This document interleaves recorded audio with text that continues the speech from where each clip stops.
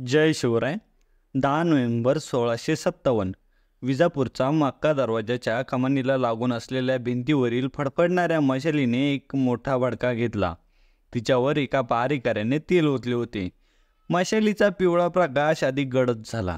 भिंतीला लटकवलेल्या इतर मशालींवर सुद्धा तेल टाकून त्यांच्यावर पेटत राहण्याचा अवधी वाढवण्यात आला होता. मोठ्या विशाल दरवाजातून आता सळसळत येणारी हवा मशालींभोवती खेळत होती. मशालींच्या ज्वाळा हवेच्या तालावर नाचत होत्या. दुराच्या रूपात हवेत सामील होत होत्या. तेलाचा गंध वातावरणात पसरवत होत्या. रात्री इतक्यात प्रारंभ झाला होता. 4 पहारेकरांच्या द्वाराजवळ पहारा होता. भाल्याचे एक टोक जमिनीवर स्वतःच्या पायांजवळ टेकवून ते उभे होते. इतक्यात त्यांच्या कानांना कसली तरी चाहूल लागली. ते सतर्क झाले आणि त्यांनी द्वाराबाहेर परिसरावर नजर टाकली. त्यांना लांबून पिवळे टिपके त्यांच्याकडे येताना दिसले. त्या मशाली होत्या. क्षणात त्या आणखी जवळ पोहोचल्या. आधीपेक्षा अधिक स्पष्ट दिसू लागल्या होत्या. आता त्या मशालींना धरून येणाऱ्या माणसांची सुद्धा त्या पहारेकऱ्यांना ओळख पटली होती. आदिलशाहीचा सेनापती खान महम्मदची तुकडी होती ती. त्या तुकडीतील सर्व सैनिक तलवारबाज होते. त्यांच्या कमरेला म्यानबंद तलवारी लटकल्या होत्या. बादशाह अली आदिलशहाचा हुकूम झाल्याने तो तातडीने आला होता. पण इतक्या रात्री सेनापती खान मोहम्मद विजापुरीला का आला असावा? आदिलशाहीवर मोठे संकट तर ओढवले नव्हते ना. पायदळ चालवणाऱ्या 50 सैनिकांच्या तुकडीच्या मधोमध खान मोहम्मद तपकिरी घोड्यावर बसला होता. वय असेल 58, 59च्या आसपास. देहाने धिप्पाड. आदिलशाहीतला जुना योद्धा हा खान मोहम्मद. त्याच्या शौर्याच्या पताका दक्षिणेत अनेक किल्ल्यांवर फडकत होत्या. अनेक युद्धे तो स्वतः लढला होता. त्याच्या खुणा त्याच्या शरीरावर सहज दिसत होत्या. एका युद्धात त्याच्या कानाला दांडपट्ट्याचा फटका लागल्याने त्याचा अर्धा कान कापला गेला होता. उजव्या डोळ्याच्या खाली आणि बोवईच्या वरील बाजूस जुन्या जखमेची खून होती. खान मोहम्मदची स्वारी झपाझप अंतर कापत पुढे येत होती. ते मक्का दरवाजाजवळ पोहोचणार इतक्यात 2 बा सू करत आले आणि पहिल्या रांगेतल्या 2 सैनिकांच्या छातीत घुसले. ते सैनिक अर्ध किंकळत छातीत घुसलेला बाण तसाच पकडून ठेवत रक्ताच्या थारोळ्यात जमिनीवर कोसळले. प्रसंगावधान राखून खान मोहम्मदने ढाल समोर धरली. सैनिकांनी त्याच्या भोवती गोलाकार उभे राहत मानवी भिंत उभी केली होती. ते चौफेर नजर फिरू लागले. बाण कोणत्या दिशेकडून आले आहे ते त्यांना अजून उमगले नव्हते. इतक्यात पुन्हा 2 बाण आले आणि आणखी 2 सैनिक धाडकन जमिनीवर कोसळले. काही अवधीतच एका मागोमागे एक असे 40 सैनिक गारद झाले होते. खान मोहम्मदने आता घोडा वळवला. पळून जाण्याखेरीज त्याच्याकडे दुसरा मार्ग नव्हता. तसा मार्गसुद्धा सोयीस्कर नव्हता. पाठ फिरवल्यावर अज्ञात ठिकाणाहून येणारे हे बाण केव्हाही पाठीचा वेध घेऊ शकणार होते. उरलेल्या 10 सैनिकांच्या माना मात्र दरवाजाकडेच होत्या. मागे पावले टाकत ते चालत होते. बाणांचा वर्षाव सुरूच होता. एका पाठोपाठ एक सैनिक रक्ताच्या थारोळ्यात जमिनीवर पडत होता. थोड्या वेळात मात्र 4 सैनिक उरले होते. तेव्हा एक धनुर्धर सैनिक परकोटावरून खाली आला. विशिष्ट ठिकाणी लपून तो केव्हाचा बाणांचा वर्षाव करीत होता. तो निर्भीड होता. पहारेकऱ्यांच्या समोरून चालत तो पुढे आला आणि पहारेकऱ्यांची त्याला अडवले नाही. परंतु का? कदाचित तो कोण आहे त्यांना ठाऊक असावे. सडपातळ बांध्याच्या योद्ध्याने चेहरा काळ्या कापड्याने पूर्णपणे झाकून घेतला होता. डोळे तेवढे दिसत होते. निरखून पाहिल्यास स्त्री योद्धा असल्याचे निदर्शनास येत होते. मशालींच्या पिवळ्या प्रकाशात तिच्या डोळ्यांची सुंदरता आणखीच झळकत होती. त्याहून त्यात दिसणारी चमक अधिक भावक होती.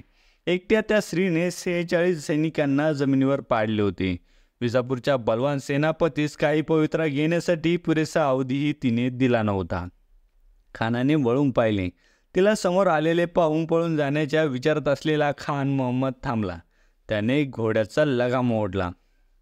लगामाला एका बाजूला सैल सोडून एका बाजूने ताण देत त्याने घोड्याला वळवले.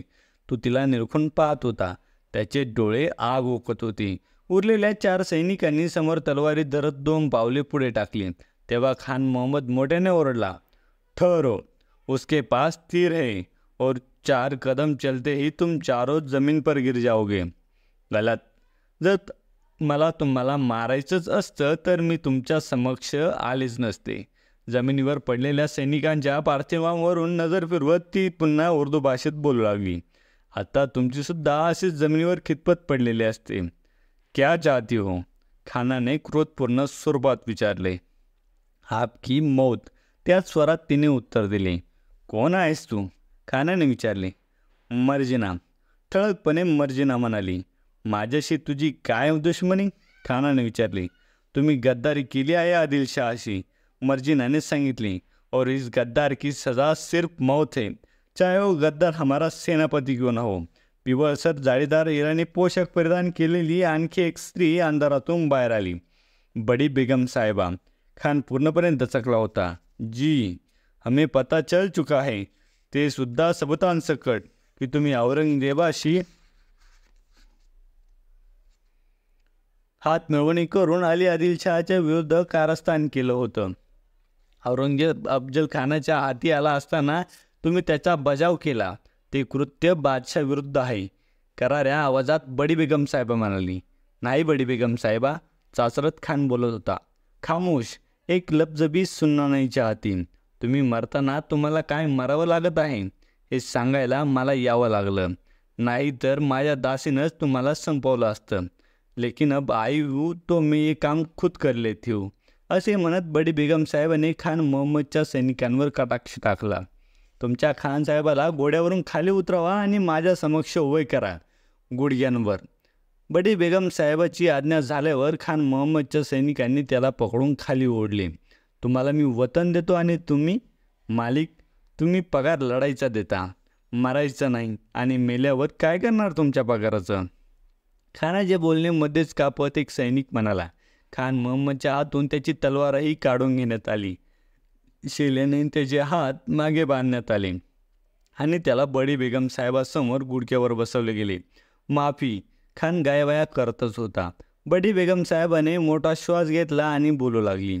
तुम्ही आदिलशाहीसाठी आयुष्य खर्ची केलं आहे, याची जाण मला आहे, पण या उतार वयात अशी गद्दारी कराल असं वाटलंच नव्हतं. बोलत बोलत बडी बेगम साहेबा 2 पावले पुढे गेली आणि मानेच्या वर केसात अडकवलेल्या लहानशा खंजिरीला चपळतेने काढून क्षणात खान मोहम्मदच्या गळ्यावरून ओढली. खानाच्या तोंडून एकही शब्द निघू शकला नाही. त्याच्या कंठाला चीर पडली होती. तिथून बळाबळा रक्त वाहत होते. जमिनीवर क्षणभर पाय रगडत त्याने प्राण त्यागले. बडी बेगमने रक्ताने माखलेली ती खंजीर मर्जिनाकडे फेकली. मर्जिनाने अलगद झेलली. त्या खंजिरीची स्वच्छता करण्यासाठीच बडी बेगमने मर्जिनाला ती खंजीर दिली असावी. ज्या रुबाबात बडी बेगम आली होती त्याच रुबाबात परत जाऊ लागली. जाताना फक्त एकदा त्या सैनिकांना तिने आज्ञा केली, दफन करो. एकेकाळी बडी बेगमच्या पतीचा म्हणजे मोहम्मद आदिलशहाचा खान मोहम्मद अत्यंत विश्वासू सरदार होता आणि आदिलशाहीच्या विस्तारात त्याची महत्त्वाची भूमिका होती. म्हणून कदाचित त्या पार्थिवाला दहन करून बडी बेगम साहेबाने कृतज्ञता व्यक्त केली असावी. 29 जानेवारी 1658, 2.5 महिन्यानंतर आनंद महाल विजापूरमध्ये बडी बेगम साहेबा तिच्या महालात काहीशा क्रोधपूर्ण आवेशात शतपावली करत होती. मधून मधून ती दख्खनच्या नकाशावर दृष्टी टाकत होती. गेल्या काही महिन्यात शिवाजी राजांनी आदिलशहाचा मुलूक चांगलाच मारला होता. त्यांनी जवळजवळ 40 किल्ले हस्तगत केले होते. आज दरबारात बडी बेगम साहेबाला हा आढावा कळल्यापासून तिची अवस्था झाली होती. दख्खनच्या नकाशातल्या शिवाजी राजांनी ताबा मिळवलेल्या किल्ल्यांवर तिने बारीक खिळे खोचून खुणा केल्या. या शिवाजीचा वेग काही करून थांबवायला हवा. इतक्यात तिची दासी वजा अंगरक्षक मर्जिना तिथे आली होती.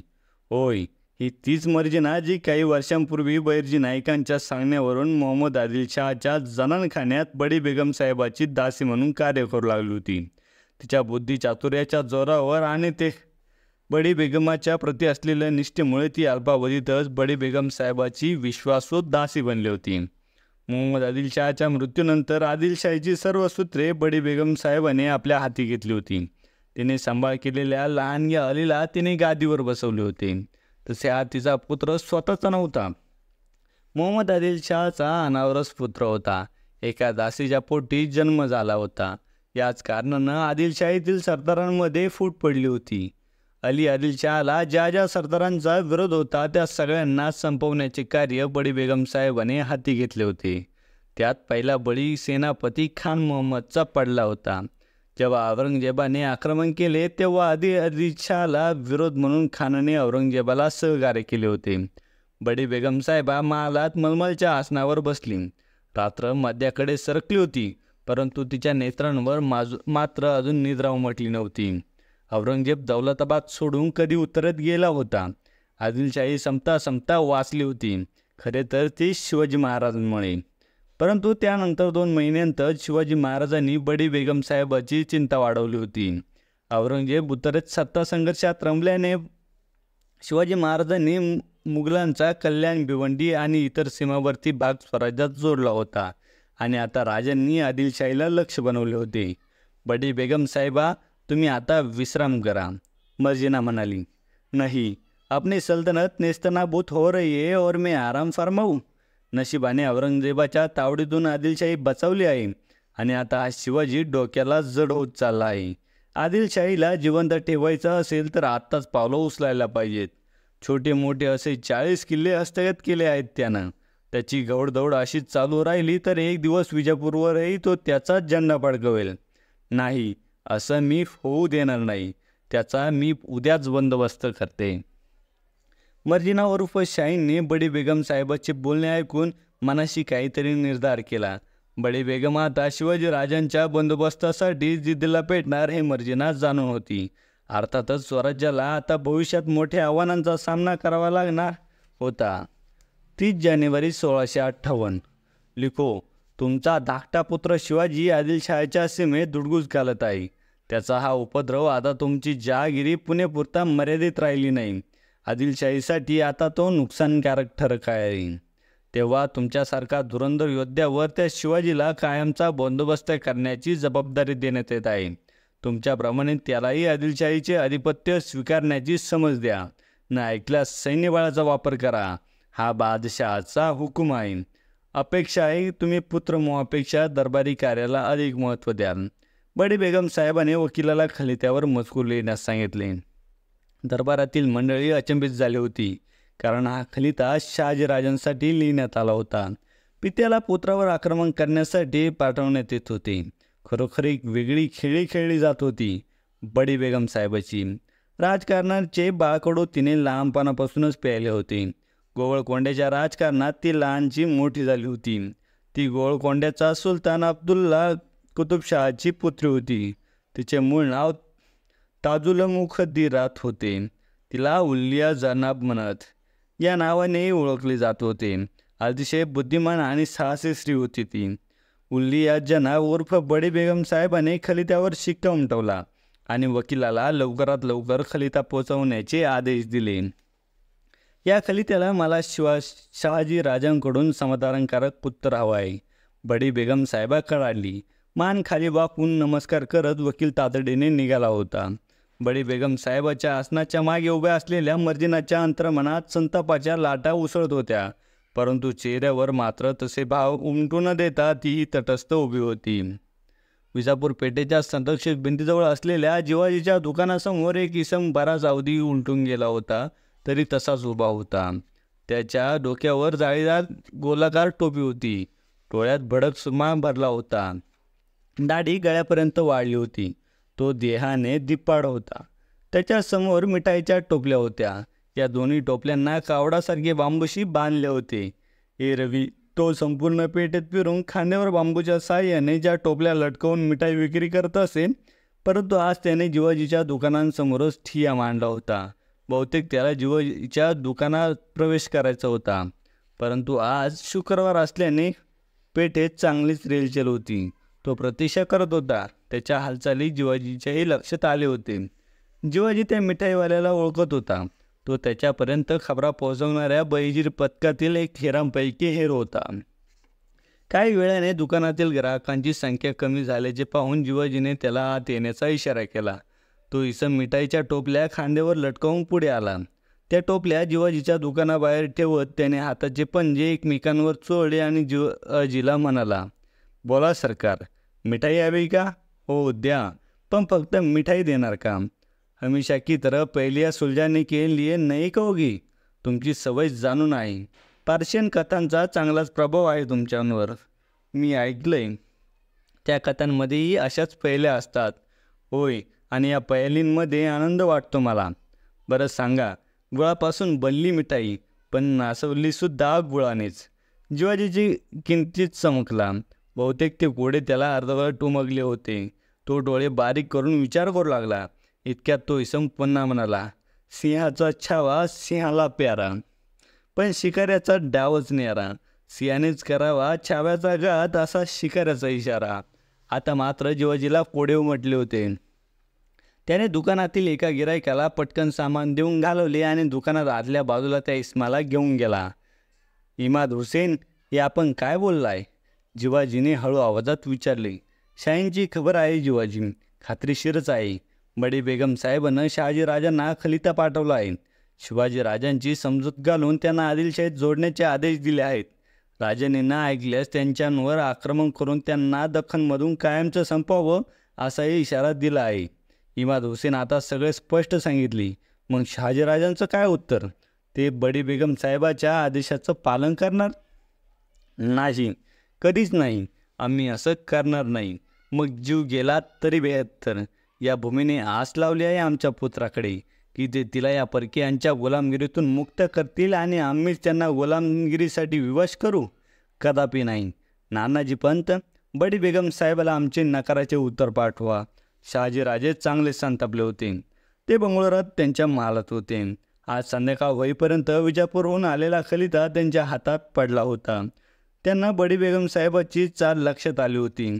पण राजे थेट आता अशा उत्तरानं बडी बेगम साहेबा संतापेल. आधीच तिनं तिच्याविरुद्ध असलेल्या सरदारांना संपवण्याचा सपाटा लावला आहे आणि ती तुम्हालासुद्धा ती असं करूच शकणार नाही. नानाजी पंत, आमच्यावर हल्ला करण्याआधी तिला आता 10 वेळा विचार करावा लागेल. शुभांची ताकद वाढली आहे ते जाणून आहे, म्हणून ती थेट आमच्याविरुद्ध असं पाऊल उचलणार नाही. आमच्यापर्यंत पोहोचण्याआधी तिला शुभांचा सामना करावा लागेल आणि शुभा म्हणजे तारुण्यातले शहाजीराजे भोसले आहेत. आदिलशाहीचं काय? मुघलांनाही धूळ चाकण्याची ताकद त्यांच्यात आहे. आमचे पुत्र आहेत ते. आमची शक्ती आणि जिजाऊंची नीती त्यांच्या नसानसांत भिनली आहे. शहाजीराजांच्या चेहऱ्यावर पुत्राच्या पराक्रमाचा अभिमान झळकत होता. अगदी खरं बोललात राजे. नानाजी पंत शुभा राजांच्या कौतुकाने आनंदले होते. त्यांच्या नेत्रांच्या कडा आनंदाश्रूने पाणावल्या होत्या. पण क्षणात त्यांनी स्वतःला सावरले आणि पुन्हा बोलू लागले. राजे, बडी बेगम साहेब आपल्या वाटेला जाणार नाही, पण नकाराचा खलिता मिळाल्यावर शांतही बसणार नाही. ती काय करणार हे आम्हास ठाऊक आहे. काय राजे? नानाजी पंतांनी विचारले. पूर्ण शक्तीनिशी ती बडी बेगम साहेबा शिवबांवर आक्रमण करेल आणि शिवबांना पराभूत करून मग आमच्याकडे दृष्टी वळवेल. शहाजीराजे विश्वासाने बोलत होते. म्हणजे शिवबांना धोका आहेच राजे, पण चिंतातूर झाले होते. काळजी नसावी पंत, शिवबांना कसलाही धोका उत्पन्न होणार नाही. ते समर्थ आहेत आणि त्यांना सिद्ध करावेच लागेल. ते त्यांच्या पित्यासारखे एखाद्या शाहीचा गुलाम नाहीत, स्वतंत्र राज्य आहेत. त्यांना त्यांचे ध्येय गाठायचे असेल तर हे संकट त्यांना तुडवताच आले पाहिजे. विश्वास सोडत शहाजीराजे उद्गरले. मग काय मजकूर लिहू राजे? नानाजी पंतांनी विचारले. लिहा. आम्हा शिवाजींना समज देण्यास समर्थ नाही. ते आमचे ऐकणारही नाहीत. तेव्हा आम्ही त्यांना सांगून त्यांनी न ऐकल्यास आमचा अपमान होईल. आम्ही आमचा स्वतःचा अपमान करून घेऊ शकत नाही आणि पुत्रावर आक्रमण करण्याचे पापही आम्ही करू इच्छित नाही. तेव्हा शिवाजीबाबत बादशांना जे मान्य असेल ते त्यांनी करावे. आमचा आक्षेप नाही. शहाजीराजांचे शब्द ऐकून पंतांचे हात थरथरत होते. त्यांनाही शिवाजी राजांना बालपणी अंगाखांद्यावर खेळवले होते. त्यांचा शुभम प्रतींचा स्नेह त्यांच्या लेखणीला थांबवत होता. निसंकोचपणे लिहा पंत, मी विचारपूर्वक हा मजकूर सांगत आहे. शहाजीराजे म्हणाले. मोठ्या हिमतीने नानाजी पंतांनी खलित्यावर मजकूर लिहिला आणि शहाजीराजांना फारसा समय न घेता पटकन त्यावर मोहर उमटवली. किंचित स्मिताहास्य करत ते खिडकीच्या कमानीला दोन्ही हातांनी पकडून डोकावून बाहेर पाहू लागले. बाहेरचा संत वारा अंधाऱ्या रात्री झाडांच्या पानांना स्वस्त बसू देत नव्हता. त्या डुलडुलणाऱ्या पानांकडे पाहत ते पुटपुटले. शांत वारा जेव्हा वादळात रूपांतर होतो तेव्हा त्याच्या अंगी मोठमोठ्या वृक्षांनाही उलटून टाकण्याची क्षमता उत्पन्न होते. याची प्रतिचिती ती आदिलशहाला नक्की. दुपारचा प्रहर होता. खिडकी वाटे येणाऱ्या प्रकाशाने पडद्याच्या पलीकडची छायाकृती स्पष्ट दिसत होती. ती आकृती मंचकावर रेखली होती. तिच्या बाजूला काही स्त्रिया तिचीच सेवा करत होत्या. चमचमणारा सोनेरी रंगाचा पडदा उडून एक दासी आत गेली. तिच्या हातात गोल गुंडाळलेला कापडी खलिता होता. त्या दासीने तो खलिता त्या आकृतीच्या हाती दिला. काही क्षण त्यावर नजर फिरवल्यावर ती ताडकन मंचकावरून उठली. तिच्या कमरेवरील झुमक्याचा आवाज संपूर्ण दालनात घुमला. ती बडी बेगम साहेबा होती. ती डोळे मोठे करून तो खलिता वाचत होती. तो खलिता शहाजी राजांचा होता. तिला शहाजी राजांनी दिलेले उत्तर अनपेक्षित होते. ती मोठा श्वास घेऊन ठळक स्वरात दारावरील एका सेवकास म्हणाली, वजीर रुस्तम जमान आणि बाजी घोरपडेला तातडीनं दरबारात यायला सांगा. दुपारचा प्रहर संपण्याच्या आधीच दरबारातील मंत्री, वजीर आणि स्वतः आदिलशाह उपस्थित झाले होते. इतक्यात बडी बेगम साहेबांची स्वारी आली. सगळ्यांच्या माना आपसुकच खाली झाल्या. ती जाळीदार पडद्याच्या मागील आसनावरून जाऊन बसली. आदिलशाहच्या संमतीने एका वकिलाने शहाजीराजांचा खलिता दरबारात वाचून दाखवला. शहाजीराजांचे उत्तर ऐकून दरबारातील सगळेच मंत्री अचंबित झाले होते. ते जाणून गेले होते की शहाजीराजे भोसले यांना आता दरबार नक्की शिक्षा करणार. त्यांनी दरबाराचा आणि खुद्द बडी बेगम साहेबाचा अपमान केला होता. तोबा तोबा, शहाजीराजे भोसले की ये जुर्रत. हा घनघोर अपराध आहे बादशाह. शहाजीराजे बंडखोर आहेत हे आपण सर्वच जाणून आहोत. जुन्या आदिलशाहीत मोहम्मद आदिलशाह यांनी त्यांना बंडखोरीपणा खपवून घेतला, पण नव्या आदिलशाहीतसुद्धा त्यांचं असं वर्तन खपवून घेतलं जाईल का? एक सरदार आसनावरून उभा राहत म्हणाला, नाही, शहाजीराजे भोसलेच काय, कोणत्याच सरदाराचं असं मनमानीचं धोरण इथं बर्दाश्त केलं जाणार नाही. बडी बेगम साहेबा कडाली. मग आपला काय निर्णय आहे बडी बेगम साहेबा? शहाजींना आदिलशाहीतून निष्कासित करून त्यांना दिलेली जहागिरी परत घेण्यात येईल का? बाजी घोरपडे साशंकपणे विचारले. बाजी घोरपडे शहाजीराजांचा जुना वैरी होता. तो दरबारात नेहमी शहाजीराजांच्या विरुद्ध कारस्थानात सहभागी असायचा. मग आता कसा मागे राहणार? अजिबात नाही, बडी बेगम साहेबाने स्पष्ट केले. बडी बेगम साहेबाच्या या निर्णयामुळे सगळे चकित झाले होते. अगदी सगळ्यांच्या चेहऱ्यावर प्रश्नचिन्ह उमटले होते. बैरजी पथकाची महिला हेर मर्जिना बडी बेगमच्या साहेबाच्या मागे उभे राहून तिच्या निर्णयाकडे कान देऊन ऐकत होती. दरबारातील सगळ्यांचे प्रश्नार्थक चेहरे बघून बडी बेगम साहेबा पुढे बोलू लागली. शहाजीराजे भोसले शिवाजीची समजूत घालण्यास असमर्थ असले तरी काय झालं? आदिलशाही दरबार समर्थ आहे. शिवाजीला झुकावं लागेल.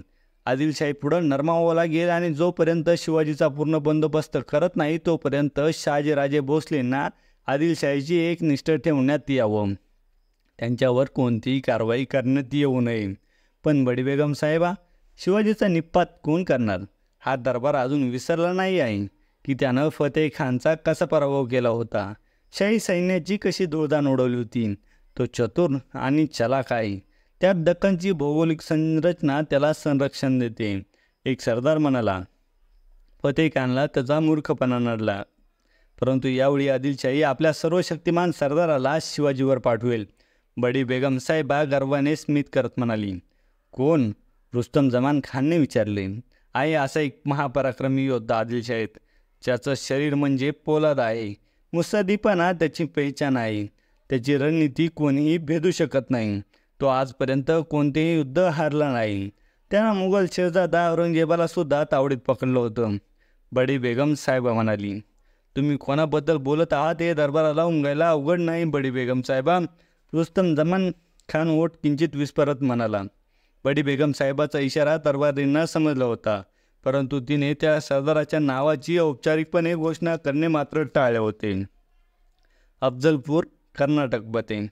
चौकात एका इस्माला तेलाच्या घाण्यात उलटे लटकवले होते. त्याचे पाय एका झाडाच्या फांदीला वर बांधले होते. डोके घाण्याच्या पृष्ठभागाला भिडले होते. हात पाठीमागे बांधले होते, पण त्याचे तोंड मात्र उघडे होते. ते मुद्दाम उघडे ठेवण्यात आले होते. त्याच्या अर्थ ओरडण्याचे अफजल खानाच्या कानांना वेगळाच आनंद मिळणार होता. त्या विस्तृत दगडी घाण्याच्या 2 बैलांच्या साहाय्याने फिरवण्यात येणार होते. त्याचा आकार इतका मोठा होता की त्यात एकाच वेळी 2 माणसांना उभे करता येऊ शकत होते. या इतक्या विशाल घाण्याचा अफजलपूरमध्ये तेल निर्मितीसाठी वापर केला जात नव्हता, तर गुन्हेगारास त्यात टाकून शिक्षा देण्यासाठी वापर केला जात होता. ही अशी शिक्षा जरा विचित्रच होती. त्या कालखंडात अशा शिक्षा कोणताही शासक प्रजेला देत नव्हता. परंतु भारतात या आधी काही शतकांपूर्वी म्हणजे 11व्या शतकात होयसाळांच्या शासनात अशा शिक्षेचे प्रचलन होते. आदिलशाही सरदार अफजल खानने मात्र त्याच्या वतनात ही अशी शिक्षा लागू केली होती. अफजल खानने आसनावर बसून शिपायाला इशारा केला होता. तशी बैलांची जोडी चालू लागली. गाण्याभोवती बैल जोडी गोलगोल फिरत होती. गाण्यातील इस्माचे डोके दगडी गाण्याला जोरजोरात आदळत होते. तसा तो अर्ध ओरडत होता, पण फक्त काही क्षण तो ओरडू शकणार होता. गाण्याच्या आतील लाकडी दंडक आणि गाण्याची किनारे यात त्याचे शरीर अडकले होते. बैल आणखी एक फेरा मारू लागले तेव्हा त्या इस्माच्या डोक्यातून रक्ताच्या चिळकांड्या उडू लागल्या. बैलांचा फेरा मात्र सुरूच होता. त्या इस्माच्या शरीराच्या घाण्यात 2 तुकडे होत होते. ते बघून अफजल खानाला विलक्षण आनंद झाला होता. मात्र तो आनंद त्याच्या चेहऱ्यावर झळकताना दिसत नव्हता. बहुधा त्याचे व्यक्तिमत्वच तसे होते. तो माणसात हसत किंवा आनंद प्रकट करत नसे. नेहमीच तो त्याचा उग्र स्वभाव दर्शवत असे. देहाने दिवपाड 7 उंच अफजल खान आसनावरून उठून उभा राहिला. आप सब अच्छी तरह से वाकिफ हो. माझ्या मुलकात मी कोणावर कधीही अन्याय होऊ देत नाही. शेतकऱ्यांना वेळ प्रसंगी कर्माफीसुद्धा करतो. मी तुम्हाला विनाकारण त्रास देत नाही. या अधिकाऱ्यानं इमान पाळला नाही. बजावून सांगूनसुद्धा त्यानं दुष्काळात ग्रासलेल्या शेतकऱ्यांकडून जोर जबरदस्तीने महसूल वसूल केला. शिवाय तो वसूल केलेला महसूल सरकारात जमा न करता स्वतःच राखला. म्हणून त्याला ही सजाए मौत. एकंदरीत अफजल खान शिस्तप्रिय होता. प्रजेचे हित जोपासणारा होता. पण ते फक्त त्याच्या वतनापुरतेच मर्यादित होते. कदाचित हे त्याचे राजकारण असावे, परंतु त्याचा मूळ स्वभाव हा विपरीत होता. तो शक्तिशाली आणि बुद्धिमान तर होताच, त्यासोबत अतिशय क्रूर, धूर्त आणि धर्मांधही होता. त्याने अफजलपुरात शिलालेख कोरून ठेवला होता. त्यात त्याने लिहिले होते, कातिले मुर्तर मर्दिनान व काफिरान शिकंदये बुनियादे बुदान. म्हणजे मी काफिर व बंडखोराची कत्तल करणारा आणि मूर्तीचा पाया उखडून टाकणारा आहे. खरे तर अफजल खानची महत्त्वाकांक्षा वेगळी होती. मोहम्मद आदिलशाहच्या मृत्यूनंतर त्याने लहान आणि आदिलशाही आणि बडी बेगम शहाला हाताशी घेऊन सर्वप्रथम असंतुष्ट सरदारांची कत्तल करवली होती. आदिलशाहीत स्वतःचे स्थान सर्वोच्च ठिकाणी पोहोचवले होते आणि आता आदिलशाहला नामधारी शासक बनून स्वतः सत्ताभोवती केंद्र करण्याचे स्वप्न रंगवू लागला होता. तो स्वतःला सर्वश्रेष्ठ समजत होता. त्याचा पराक्रम आणि मुत्सद्दीपणामुळे तो इतर सरदारांपेक्षा श्रेष्ठ असल्याचे प्रमाण होतेच. परंतु त्याने स्वतःच्या शिक्क्यावर फारसी भाषेत करून ठेवले होते. गर अर्ज कन्वद सिपर अल्ला फजुफुल्ला व फजल अफजल अजहर मुलकी बजाय तबसीह आवाज आयद अफजल. म्हणजे जर श्रेष्ठ ईश्वराला इच्छा झाली की उत्तम माणसाची उत्तमता आणि अफजल खानची उत्तमता यांची तुलना करून दाखवायची, तर जपमाळ्यातील प्रत्येक मनातून अल्लाह अल्लाह या ध्वनीचा जागी अफजल हाच सर्वात उत्तम पुरुष आहे असा ध्वनी उमटू लागेल. खरे तर अफजल खानाचे मूळ नाव अब्दुल्ला भटारी होते. तो उच्च कुळात जन्मला नव्हता. त्याची माता एक भटारीण होती. मोहम्मद आदिलशहाच्या शासनकाळात वजीर अब्दुल्ला खानचा अंगरक्षक, त्यानंतर सरदार असा प्रवास करत मैदानात आपल्या पराक्रमांनी स्वतःला सिद्ध करत तो आदिलशाहीत प्रमुख आधारस्तंभ झाला होता. त्यामुळेच त्याला अफजल खान ही पदवी बहाल करण्यात आली होती. गाण्यात चितळे झालेल्या पार्थिवाकडे बघून त्याने कुस्से स्मित केले. इतक्यात त्याच्यासमोर एक संदेश घेऊन आला. त्याने त्या संदेशवाहकावर फक्त एक कटाक्ष टाकला तसा तो संदेशवाहक 2 पावले मागे सरकला. त्याला कळून चुकले की अफजल खानला तो खलिता सार्वजनिक ठिकाणी वाचायचा नाही आहे. शिक्षेचा कार्यक्रम पार पडल्यावर अफजल खानाचा जथा त्याच्या महालाकडे रवाना झाला. अफजलपुरीतील त्याच्या महाली अफजल खान परतला होता. आत प्रवेश करण्याआधीच महालाच्या मागच्या बाजूला असलेल्या त्याच्या मातेच्या तडग्यावर त्याने क्षणभर प्रार्थना केली होती. त्याच्या मातेला या जगातून जाऊन 3 वर्ष पूर्ण झाली होती. महालात येताच तो मलमली आसनावर बसला. डोक्यावरील पगडी उतरवून त्याने बाजूच्या तपकात ठेवली. त्याचे केस विरहित डोके आता उघडे झाले होते. त्याच्या आसनाच्या मागे उभे राहून 2 सेवक पंखा घालून वारा घालू लागले होते. त्या कृत्रिम वाऱ्यामुळे वातावरणातील तापमानापासून त्याची सुटका झाली होती. माफ कर शारदा. शारदा स्मित करत डोळे घट्ट मिटून घेतले होते. तिच्या नायकांनी मिठीतून बाहेर पडायचे नव्हते. आज नंतर ही मिठी लाभण्यासाठी तिला पुन्हा किती वर्षे प्रतीक्षेत घालवावी लागतील याची तिला खात्री नव्हती. त्याने बैलाच्या जोडीला नांगरातून मुक्त केले. तसे बैल बाजूला झाले.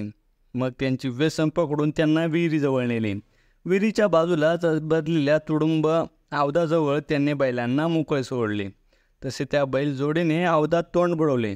सूर्य तापला होता. पाणी पिऊन त्याच्या उष्णतेपासून त्यांची किंचित सुटका झाली होती. ती तहानलेली जोडी पाणी पिताना आपल्या शेपटी अंगावर आदळून शरीराची स्वच्छता करत होती. अंगाला झटका देऊन शरीरावर बसलेल्या माशांना उडवत होती.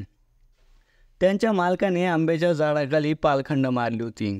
तो झाडाखाली जाऊन बसला होता. डोक्यावरचे पागोटे सारून त्याने हाक मारली, चंपे, अगं ये चंपे. आले हो धनी. उसाच्या मळ्यातून त्याच्या पत्नीने प्रतिसाद दिला. अगं ये की लवकर. पोटात कावळं पार आडायला लागलं. सुरकेतील भाकर सोड. भुकेने व्याकुळ होऊन तोही म्हणाला, जरा दमदरा. आलेच. तशी दाट उसातून चंपा बाहेर आली. ते तिकडं उसात डुक्कर मरून पडलंय. फास अडकलाय गळ्यात. बाहेर आल्या आल्या चंपा म्हणाली, या हरामखोरांना माझंच रान दिसतंय का फास लावायला. बरं जाऊ दे, भाकर दे पटकन. तो म्हणाला, दम धरा की जरा. चंपाने झाडाच्या फांदीला बांधून ठेवलेले गाठोडे काढले. त्याची गाठ सोडून त्यातून भाकरी आणि मिरच्यांचा ठेचा काढला. त्या सुळक्यावरच भाकरी ठेवून ते दोघेही एकत्र खाऊ लागले. मनगटाने कांदा फोडून तोंडी लावू लागले. खाता खाता त्यांचे लक्ष मळ्याच्या कोसावर गेले. त्याला एक आकृती दिसली. त्याने बोवा यांच्या आड्या पाडत निरखून पाहिले. त्या आकृतीच्या माथ्यावर हिरवा कपडा गुंडाळला होता. हातात मोरपिसाचा झाडू होता. हिरवा कुर्ता आणि कमरेखाली निळी लुंगी लपटलेली होती. त्यांनी घास हातातच ठेवला होता. त्याचे पूर्णतः लक्ष त्या आकृतीकडे खिळून होते. त्यांना पाहून चंपा म्हणाली, काय हो धनी, काय पाहिलं तिकडं. तिच्या आवाजाने त्याची तंगडी भंग झाली. हां, काही नाही पारधी आलेत वाटतं. तो मुद्दामच चंपाशी खोटे बोलला होता. परंतु का. त्याने पुन्हा त्या आकृतीच्या दिशेने पाहिले. ती आकृती आता नाहीशी झाली होती. तो क्षणभर विचारात हरवला. अहो जेव्हा की केव्हाच मागं लागला होता भाकर दे म्हणून. काही प्रत्युत्तर न देता तो विचारात गडून मुकाट्याने भाकरी खाऊ लागला. गावाच्या बाहेर चिंचेच्या झाडाखाली असलेल्या पिराच्या तडग्याजवळ आज नवीन चादर चढवण्यात आली होती. पिराच्या तडग्याजवळ धुणी पेटली होती. त्यातून निघणारा धूर वातावरण सुगंधित करत होता.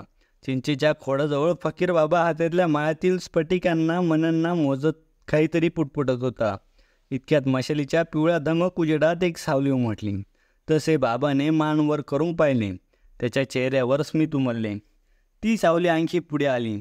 ती सावली ज्याची होती तोच रानातला शेतकरी होता.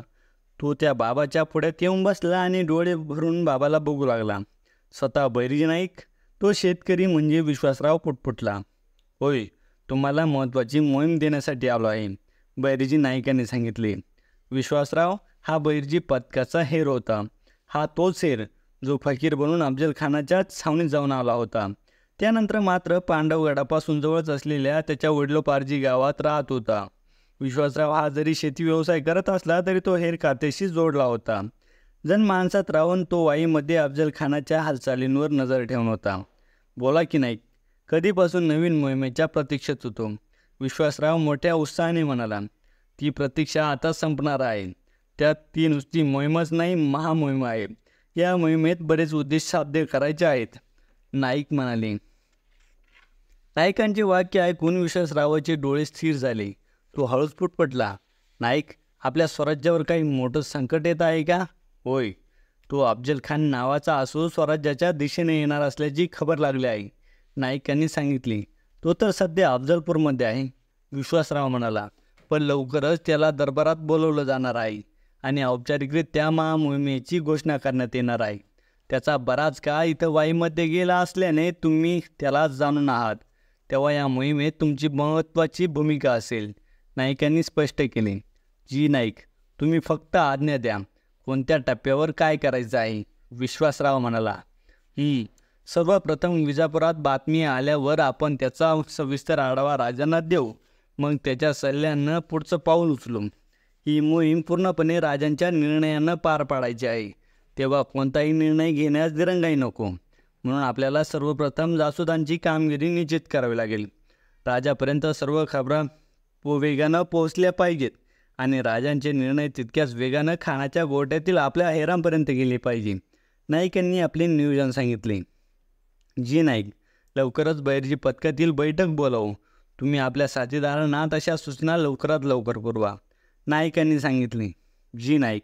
नाईकांनी विश्वासाला महत्त्वाची जबाबदारी दिली होती.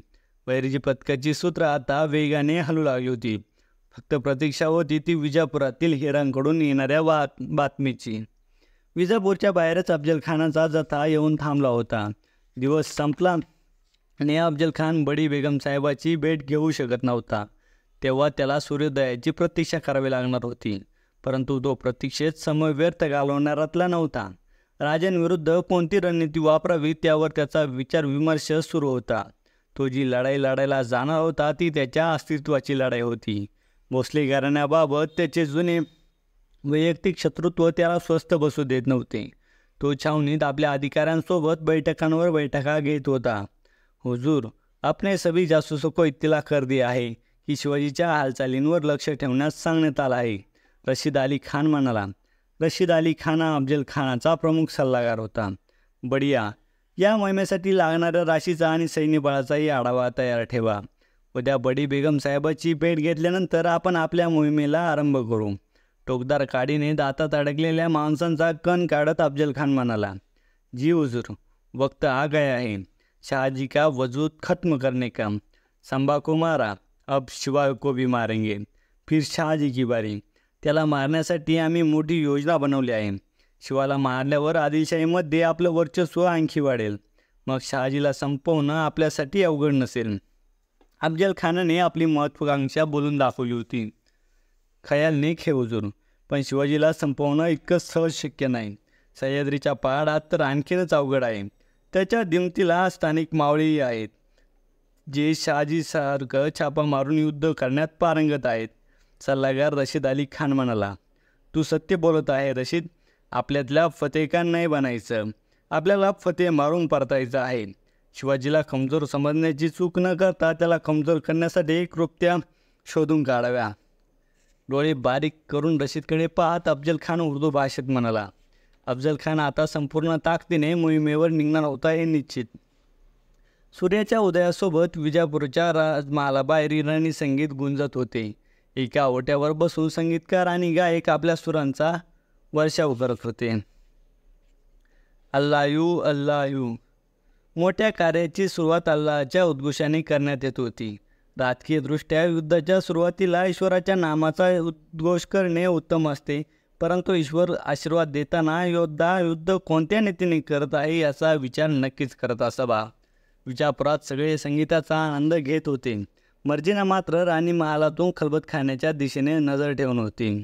तिने अफजलखानासोबतच 22 वजीर उमरावांचा आत प्रवेश करताना बघितले होते. सगळ्यांची नावे तिच्या लक्षात आली होती, कारण ते उमराव आदिलशाहीतील चांगलेच प्रतिष्ठित होते. मोसे खान, बाजी घोरपडे, झुंजारराव गाडगे, रुस्तमे जमान, कोबाजी खरे, जिवाजी देवकांते, सरदार नाईकजी पांढरे, मंबाजी भोसले, अंबर खान, याकूत खान, उमराव रंदुल्ला खान, हसन खान, अंकुश खान, कल्याणजी जाधव, नाईकजी खराटे, सरदार काटे, पिलाजी मोहिते, शंकराजी मोहिते, रहीम खान, प्रतापराव मोरे आणि पैलवान खान ही त्यांची नावे होती. खलबतखान्यात मोहिमेची रूपरेषा आखण्यात येणार होती. मर्जिनाला मात्र बडे बेगम साहेबांनी आत प्रवेश दिला होता. 22 उमराव, अफजल खान, बडे बेगम साहेब आणि आदिलशाह यांच्या व्यतिरिक्त कोणालाही आत प्रवेश नव्हता. मोहिमेचा तपशील अत्याधिकपणे गुप्त राहावा याची दक्षता घेतली जात होती. खिडकीतून डोकावणाऱ्या मर्जिनाच्या चेहऱ्यावर निराशा झळकली होती. मोठ्याने श्वास सोडून तिने खिडकीच्या कमानीवर मूठ आपटली. ज्या कार्यासाठी ती आदिलशहाच्या गोटात आयुष्य खर्च करत होती ते कार्य ऐन वेळी ती करू शकत नसल्याने दुःख तिला अस्वस्थ करत होते.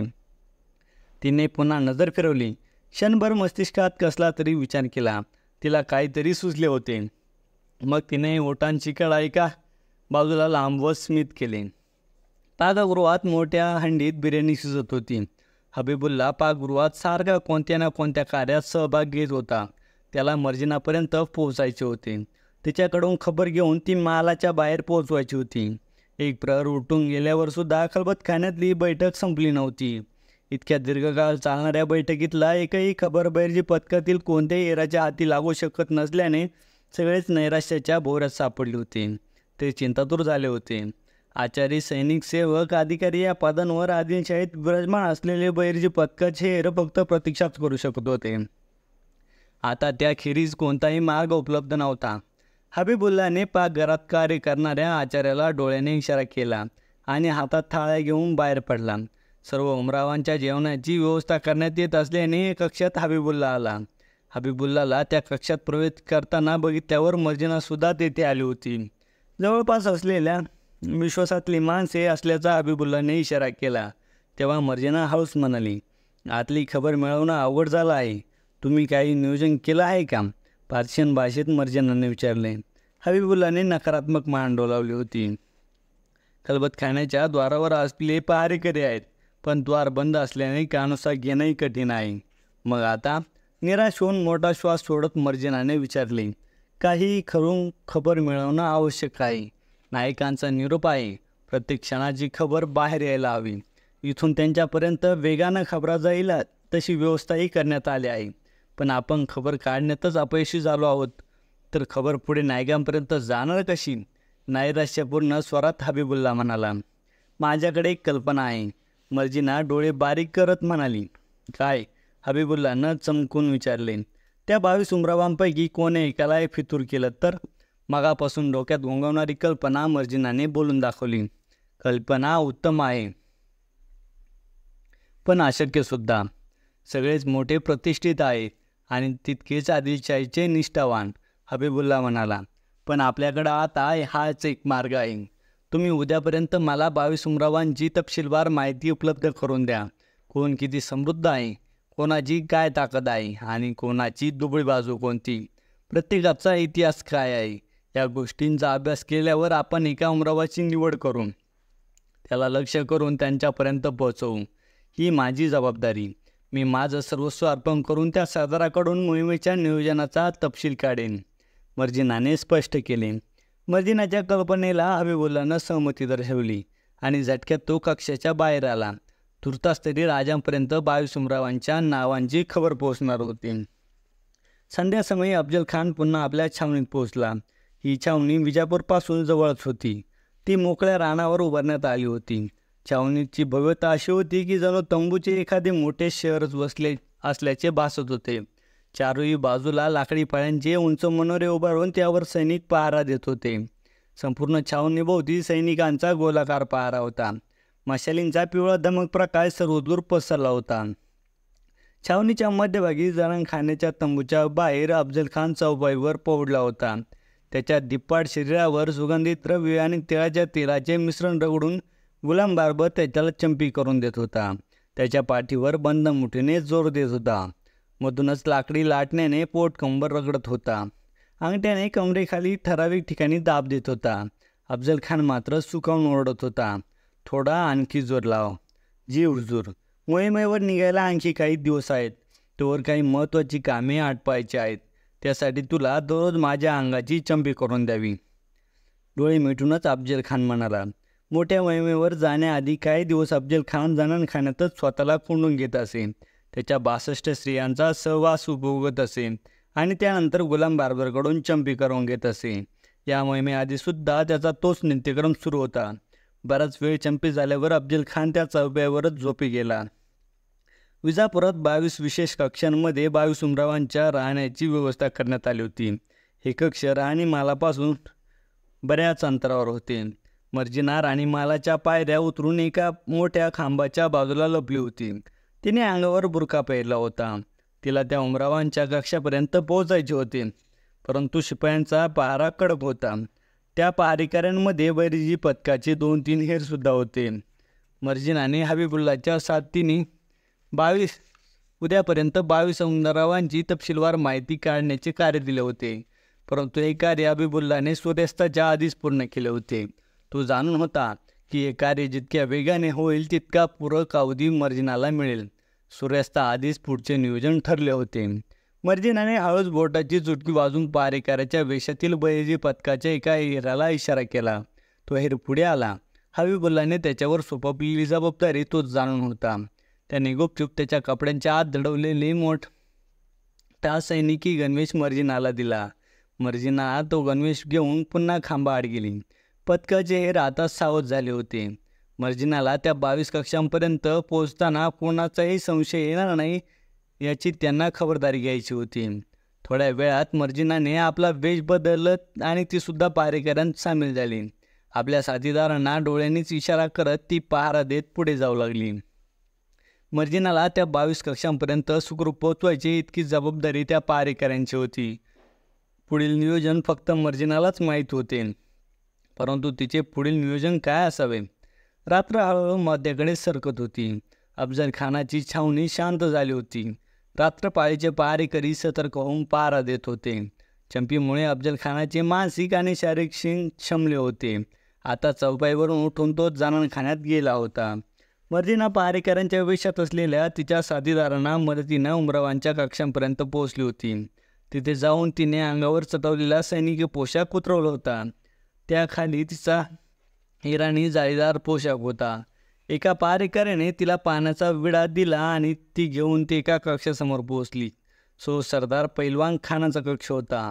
हबीबुल्लाने सगळ्या उमरावांची माहिती दिल्यावर तिने पुढील कार्यासाठी पैलवान खानाची निवड केली होती.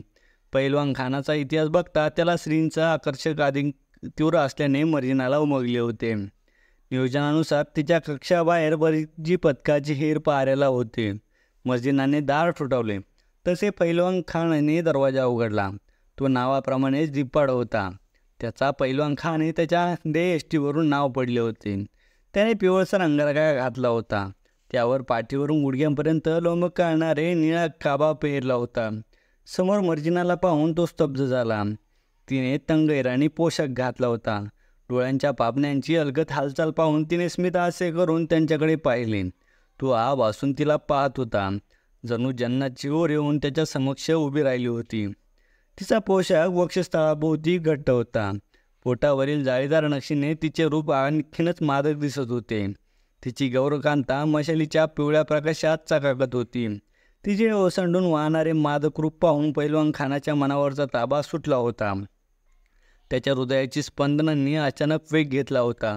तो गोंधळला होता. तिच्या रूपाला क्षणात भाळला होता. त्याच्या मस्तिष्काने विचार करणे बंद केले होते. हुजूर, क्या मुझे दरवाजे पे ही खडा रखोगे? मर्जिनाने विचारले. आइये, पैलवान खान अडकळत म्हणाला. मर्जिनाने कक्षात प्रवेश केला तसं त्याने पटकन दरवाजा लावून घेतला. मर्जिनाने दचकून बघितले तरी तिच्या चेहऱ्यावर स्मित हास्य कायम ठेवत ती त्याला नजरेने घायळच करत होती. आपकी तारीफ? पैलवान खानाने विचारले. मैं बडी बेगम साहेबा की दासी हूँ, मर्जिना, ती उत्तरली. मर्जिनाचे वाक्य ऐकून तो थबकला. जणू त्याच्या आकांक्षावर कुणीतरी अचानक लगाम लावला. तो बडी बेगम साहेबाच्या दासीसोबत तिच्या मनातल्या इच्छा पूर्ण करू शकणार नव्हता. आमच्या कक्षात यावेळी कशा? स्मित करत तिला न्याहाळत त्याने विचारले. सकाळी तुम्हाला पाहिल्यापासून तुम्हाला एकदा तरी भेटण्याची इच्छा होत होती, म्हणूनच सगळ्यांपासून लपतछपत आले आहे. हळूच नजर खाली झुकवून काहीशी लाजत मर्जिना म्हणाली. आम्हाला भेटण्याची इच्छा? पण का? पैलवान खानाने विचारले. त्याचं उत्तर नाही माझ्याकडे. बस दिल ने खिंची डोर और हम चले आपकी ओर, मर्जिना नखरेलपणे म्हणाली. मर्जिनाचे उत्तर ऐकून तो अधिक प्रसन्न झाला होता. तो तिच्या आणखी जवळ आला. क्या तुम्ही हमें पसंत करते हो? त्याने थेट विचारलं. बहुत ज़्यादा, वरना मैं इतनी जोखिम उठाकर रानी महल से आपके पास क्यों आती? मर्जिना हळूच म्हणाली. बात तो सही आहे. जर तू आम्हाला भेटायला आलीच आहेस तर मग भेट आम्हाला, आलिंगनासाठी हात पसरवत पैलवान खान म्हणाला. त्याच्या बोलण्यावर मर्जिनाने पापण्या जमिनीवर वळवल्या. गाला स्मित करत ती लाजली. भेट आम्हाला, स्मित करत पैलवान खान पुन्हा म्हणाला. मर्जिनाने त्याच्या मिठीत जाणे टाळले. लाजतच हात पुढे केला. हातातला पानाचा विडा दाखवत ती म्हणाली. आपके लिए मैंने अपने हाथों से बनाए. अरे वा, म्हणत पैलवान खानाने विडा हातात घेतला. विडा तोंडात घालणार इतक्यात तो क्षणभर थांबला आणि विड्याकडे बघू लागला. अचानक अनोळखी स्त्री येऊन पानाचा विडा खाऊ घालत असल्याने त्याच्या मस्तिष्काला शंकेने स्पर्श केला होता. काय झालं हुजूर, माझ्या प्रेमावर विश्वास नाही का? मर्जिनाने विचारले. असं नाही, पैलवान खान अवघडत होता. द्या तो विडा मला. तिने तो विडा अर्धा खाल्ला. स्वतःच्या दातात पकडून तिने अर्धा घास तोडला आणि अर्धा विडा त्याच्यासमोर धरला. आता तरी विश्वास ठेवू शकाल का? स्मित करत पैलवान खानाने तिच्या हातून पानाचा विडा घेतला आणि तोंडात घातला. वा, बडा मीठा आहे पान, बिलकुल तुम्हारी तरह रसीला. असे बोलत तो मर्जिनाच्या आणखी जवळ गेला. मर्जिना किंचित मागे सरकली. जशी तिची पाठ भिंतीला टेकली तो तिच्या खूपच जवळ पोचला होता. मर्जिनाच्या श्वासांनी वेग घेतला होता. तो तिचे सर्वांग न्याहळत होता. त्याने तिच्या हनवटीला उजव्या हाताने पकडत वर उचलले. तिने त्याच्या नजरेत नजर घातली. तो आता पूर्णपणे तिच्यात गुंतला होता. मर्जिनाला हेच हवे होते, परंतु योजनेनुसार त्याला जुरवत ठेवून तिला बाहेर पाडायची होती.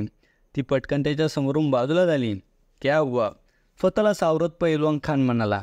मुझे जाना होगा, मर्जिना म्हणाली. अब आई हो तो थोडी गुफ्तगू करके चली जाना, पैलवान खान म्हणाला.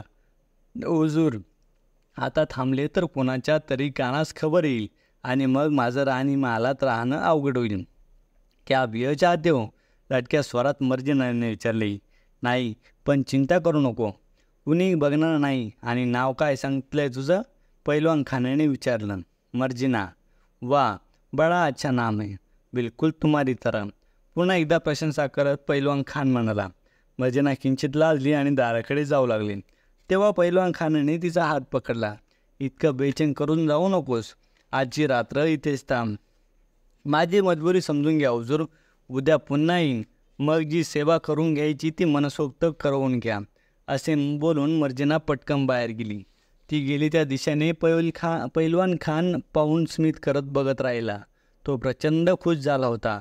मर्जिनाचे सौंदर्य अजूनही त्याच्या डोळ्यांसमोरून सरत नव्हते. तो तिच्या स्वप्नांत रंगून गेला होता. तसाच तो मागे सरकला. हसतच चौपाईवर लेटला आणि पुटपुटू लागला. माशा अल्लाह, क्या गजब खूबसूरती है. आज तो हम उसे पा नहीं सके, लेकिन कल वह ज़रूर हमारी बाहों में होगी और जन्नत में. कालप्रमाणे आजसुद्धा मर्जिना पैलवान खानाला भेटायला आली होती. कालप्रमाणे आजसुद्धा त्याने दार बंद करून घेतले होते. आज त्याने कक्षाची शोभा वाढवली होती.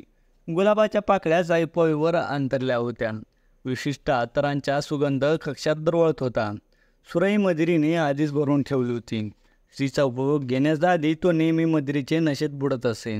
त्याच्या याच सवयीमुळे मर्जिनाने त्याची निवड केली होती. आज त्याने तशीच व्यवस्था करून ठेवावी म्हणून मर्जिनाने काल त्याला दुर्वट ठेवले होते. आज मात्र त्याच्या बोलण्यात वेळ दौडू दिला नव्हता.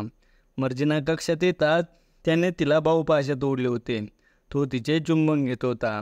मर्जिनाने मुद्दामच त्याचा प्रतिकार केला नव्हता. तो मोठमोठ्याने श्वास घेत तिच्या केसांचा सुगंध श्वासात सामावून घेत होता. मर्जिनाच्या चेहऱ्यावर मात्र भय नव्हते. गुलाम असताना तिच्यावर असे प्रसंग कित्येक वेळा आले होते. आता ती एक महान कार्यासाठी स्वतःहून या लांडग्या पुढे आली होती. परंतु स्वतःच्या आबरूचे संरक्षण करणे ती आता शिकली होती. पैलवान खानाला कुठे आणि कसे थांबवायचे याचेसुद्धा तिने नियोजन केलेच होते. पैलवान खान मर्जिनाचे चुंबन घेण्यात रमला होता. तिने अलगद त्याला धक्का दिला आणि स्मित केले. तसा तो तिच्यापासून थोडा लांब झाला आणि चौपाईवर जाऊन बसला. मग त्याने मर्जिनाला पेल्यात मदिरा घेऊन येण्यास सांगितले. मर्जिनाने स्मित करत म्हटले. हुजूर, शराबाच्या नशेत तुम्ही माझ्याशी बोलू शकाल का? त्यावर त्याने हसूनच उत्तर दिले. 5 जाम घेतले तर मला थोडीफार धुंदी जाणवते, म्हणून आज मी फक्त 3च जाम घेणार. पैलवान खानाने मर्जिनाचे कार्य अधिक सुलभ केले होते. मर्जिनाने सुरईतून पेल्यात मदिरा ओतली. कमर लचकवत ती पैलवान खानाच्या जवळ जाऊन बसली. त्याने तिच्या नजरेत बघत त्या हातातला पेला होता तो पकडला आणि हळूच त्याच्या दिशेने ओढू लागला. पेल्याला स्वतःच्या तोंडाशी लावत त्याने मर्जिनाच्या ओठावरून उजव्या हाताचा अंगठा फिरवला आणि पेल्यातील मदिरा प्राशन केली. मर्जिनाने आणखी 2 पेले भरून त्याला मदिरा पाजली होती. त्याच्या डोळ्यात आता झिंग दिसू लागली होती. मर्जिना पुन्हा मंचकाजवळ गेली आणि सुरईमधून पेल्यात मदिरा ओतू लागली. तेव्हा पैलवान खानाने तिला येऊन पकडले. त्याने दोन्ही हाताने तिच्या पोटाला वेढा दिला. मर्जिनाने हातातला पेला धरून ठेवला होता. तो मर्जिनाच्या मानेचे चुंबन घेत होता. मर्जिनाने त्याला किंचित धक्का दिला आणि मदिरेचा पेला त्याच्या ओठांना लावला. ते पेल्यातील मदिरा त्याने घटाघट प्राशन केली आणि अडखळतच बोलू लागला. आज 2 जाम पीकर ही नशा हो गया. ही तुम्हारी नशा आहे मर्जिना. मर्जिना हसूनच मनातच म्हणाली. 5 जाम पिल्यावर हा बोलतच आहे.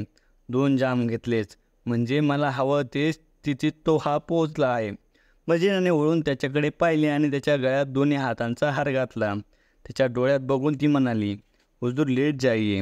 त्याने तिला कमरेत पकडले आणि तिला सोबत घेऊन तो चैपाईवर लेटला. ती त्याच्या बाहू पाशत होती.